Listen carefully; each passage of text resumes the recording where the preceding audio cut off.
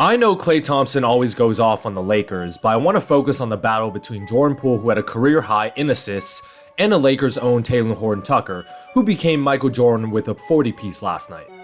This video is a shout out to the whole year of Twitter Laker fans claiming THT was better than JP, maybe in this game at least, but let me break down their performances. JP has been running the point show for a while now since Steph has been out, and I think that has dramatically helped his ball handling and decision making. Here we have a 3-on-3, but Monk, who isn't known for his defense really, looks at the ball instead of his man in Wiggins, and all Wiggins does is cut to the hoop and Poole finds it with a nice pass for a layup. Lakers fans were screaming where this THT was the whole year. Dwight Howard comes for a screen and the Warriors forced this to the sideline, but in my opinion Looney should have played drop coverage on this since Horton-Tucker isn't a shooter, but instead comes up way too high and THT accelerates right past for a tough reverse layup. Impressive finish. This was probably the most Warriors team play of the night. Iggy gets stuck in the paint and kicks it out to GP2, who swings to the Porter Jr., but both Augustine and Johnson goes to one man, leaving JP open on the left wing. Austin Reeves has to make this last rotation, but honestly the Lakers did well leaving Iguodala, a non-shooter, open for 3. Poole makes the right pass and Iggy knocks it down from the corner.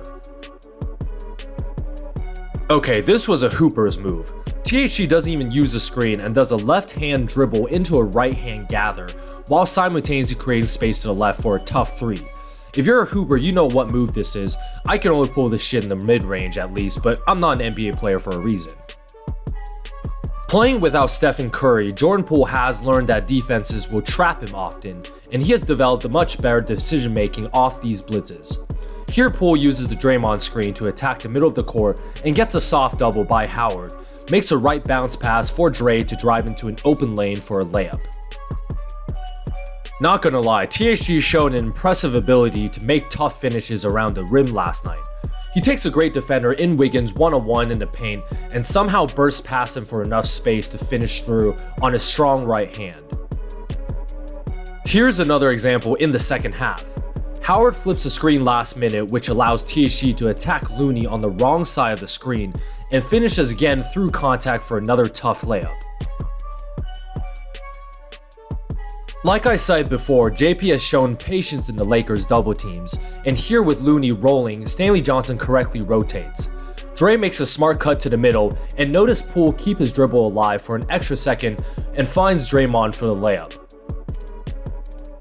In the fourth quarter, Horton-Tucker decides to become prime Kobe Bryant, attacks right off the catch with a pick from Gabriel, targeting the slower-footed Bielitsa, and another ridiculous reverse layup for the finish.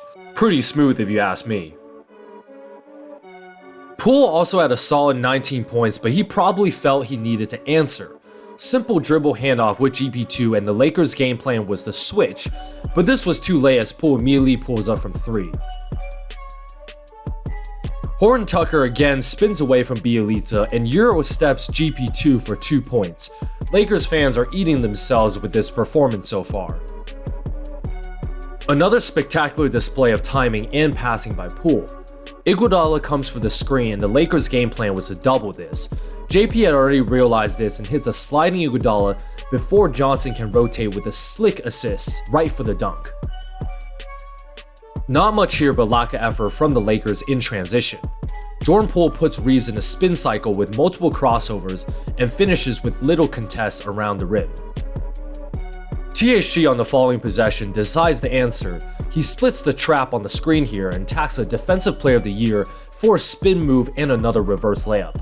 LeBron's shitting himself right now. On a semi-fast break, another go-to Jordan Poole and Draymond Green play that we've seen him do with Steph before. Dre runs for the potential handoff, but Poole knew exactly where the simultaneous screen was going to be. He tricks Austin Reeves on the wrong side of the screen and catch and shoots this with Dwight Howard too late for the contest. I love this play on the semi-fast break by the Warriors.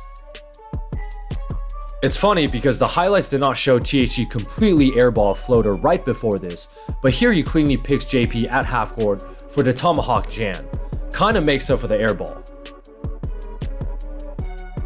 At this point I gotta laugh, gets the switch onto Damian Lee and sidesteps into a deep 3, Imagine dropping 40 points in a useless game when your fan base was asking for this every night.